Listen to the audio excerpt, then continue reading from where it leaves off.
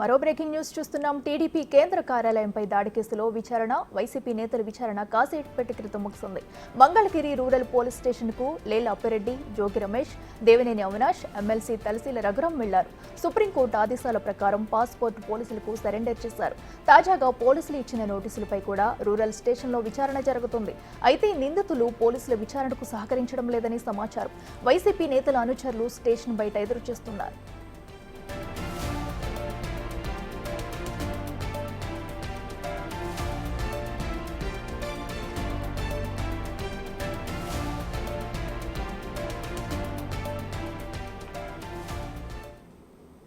ఇదే అంశానికి సంబంధించి మరింత సమాచారం గుంటూరు నుంచి మా ప్రతినిధి సాయిశంకర్ అందిస్తారు. సాయిశంకర్, చెప్పండి, మరి టీడీపీ కేంద్ర కార్యాలయంపై దాడి కేసులో అయితే విచారణ జరుగుతున్నట్టు తెలుస్తుంది. మరి ఈ విచారణ ముగిసిందా లేదా? విచారణకి ఎవరెవరు హాజరయ్యారు? అలాగే నిందితులు విచారణకు సహకరించట్లేదు అన్నట్టు కూడా తెలుస్తుంది. అక్కడ సిచ్యువేషన్ ఏంటి? అఖిల మంగళగిరి రూరల్ పోలీస్ స్టేషన్ లో టీడీపీ కేంద్ర కార్యాలయం పైన జరిగినటువంటి దాడికి సంబంధించి వైసీపీ నేతలకు నిన్న మంగళగిరి రూరల్ పోలీసులు నోటీస్ ఇవ్వడం జరిగింది. దాని నిమిత్తం ఈ రోజు వైఎస్ఆర్సీపీ నేతలు ఎమ్మెల్సీ తలసీల రఘురాం, వైఎస్ఆర్సీపీ నేత అయినటువంటి దేవినేని అవినాష్, ఎమ్మెల్సీ అప్పిరెడ్డి ఈ రోజు విచారణకు హాజరవడం జరిగింది. వారితో పాటు న్యాయవాది గవాస్కర్ కూడా ఈ రోజు విచారణకు హాజరయ్యారు. ఈ నేపథ్యంలో వారిని పోలీసులు విచారించడంతో పాటు నిన్న సుప్రీంకోర్టు వాళ్ళకి ముందస్తు బెయిల్ను కూడా చేయడంతో పాటు కొన్ని నియమ నిబంధనలు కూడా పెట్టడం జరిగింది. వారికి సంబంధించినటువంటి పాస్పోర్ట్ కూడా రూరల్ పోలీసులు విచారణ అధికారులకి సమర్పించాలనే విధంగా చెప్పినటువంటి నేపథ్యంలో వైఎస్ఆర్సీపీ నేతలు వారికి సంబంధించినటువంటి పాస్పోర్ట్ ని ప్రస్తుతం రూరల్ పోలీసులకి సబ్మిట్ చేశారు. అయితే నిన్న ఇచ్చినటువంటి నోటీసులకు సంబంధించినటువంటి అంశాల వారీగా కూడా ఈ రోజు వారినైతే విచారణ చేపట్టడం జరిగింది. ప్రధానంగా కూడా ఆ రోజు టీడీపీ కేంద్ర కార్యాలయంలో జరిగినటువంటి దాడి నేపథ్యంలో ఎవరెవరు అక్కడ ఆ సిచ్యువేషన్ కి సంబంధించినటువంటి అంశాల్లో వారి పాత్ర ఏంటి, వారు ఆ రోజు ఎక్కడున్నారు, వాళ్ళు డైరెక్ట్ గా పాల్గొన్నటువంటి పరిస్థితి ఉందా, వాళ్ళకి సంబంధించి అంటే అప్పిరెడ్డికి సంబంధించి ఎక్కువగా కూడా ఈ కేంద్ర కార్యాలయానికి సంబంధించినటువంటి దాడిలో అప్పిరెడ్డికి సంబంధించినటువంటి అనుచరులు ఎక్కువ మంది కూడా ఉన్నట్లు కూడా పోలీసులు అయితే ఇప్పటికే గుర్తించినటువంటి పరిస్థితి ఉంది. కాబట్టి అప్పిరెడ్డిని క్లియర్ గా కూడా ఆ కేసుకు సంబంధించి అనేక అంశాలను కూడా విచారణ అయితే చేపట్టినట్టు కూడా తెలుస్తుంది.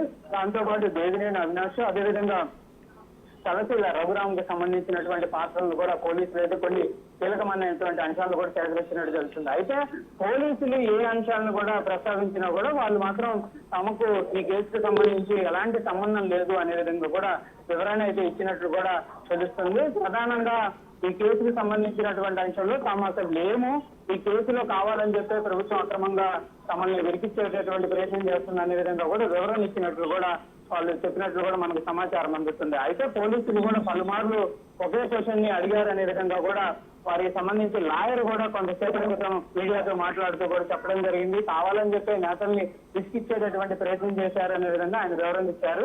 అయితే నేతలు మాత్రం బయటకు వచ్చిన తర్వాత మీడియాతో మాట్లాడకుండా కూడా వెళ్ళిపోయినటువంటి సిచ్యువేషన్ ఉంది. వాళ్ళు మీడియాతో మాట్లాడడానికి కూడా అంగీకరించినటువంటి పరిస్థితి లేదు. ప్రధానంగా మాత్రం ఈ కేసులో విచారణ మాత్రం పోలీసులు అయితే ఈ రోజు విచారణ ఆధారంగా మరోసారి నోటీస్ ఇచ్చేటటువంటి అవకాశం కూడా ఉంది. కంపల్సరిగా ఈ నేతలను కూడా మరోసారి విచారణకి తీసేటటువంటి అవకాశాలు కనిపిస్తున్నాయి. అయితే ముగ్గురు నేతలతో విచారణ కొనసాగుతున్నటువంటి నేపథ్యంలో జోగి రమేష్ కూడా రూరల్ పోలీసులు నోటీస్ ఇచ్చి ఆయన కూడా రమ్మన్నటువంటి పరిస్థితి ఉన్నటువంటి నేపథ్యంలో ఆయన రూరల్ పోలీస్ స్టేషన్ కి చేరుకోవడం జరిగింది. ప్రస్తుతం జోగి రమేష్ కి సంబంధించి విచారణ ఎట్లా కొనసాగుతుంది, ఈ ముగ్గురు ఇచ్చినటువంటి ఆధారాల ఆధారంగా జోగి రమేష్ ని కూడా విచారించే అవకాశం ఉంది. దాంతో పాటు రేపు నందిగాం సురేష్ ఇదే కేసులో అరెస్ట్ అయ్యే రిమాండ్ లో ఉన్నటువంటి పరిస్థితుల్లో ఆయన కూడా రేపు విచారించే అవకాశాలు ఉన్నాయి. మొత్తంగా వైసీపీ నేతలు ఈ రోజు ఎమ్మెల్సీ అప్పిరెడ్డి కానీ, తలసీల రఘురాం కానీ, దేవినేని అవినాష్ ఏవైతే అంశాలు చెప్పినటువంటి ఉంటాయో వాటన్నిటి ఆధారంగా రేపు నందిగాం సురేష్ ని కూడా విచారించే అవకాశం కనిపిస్తుంది.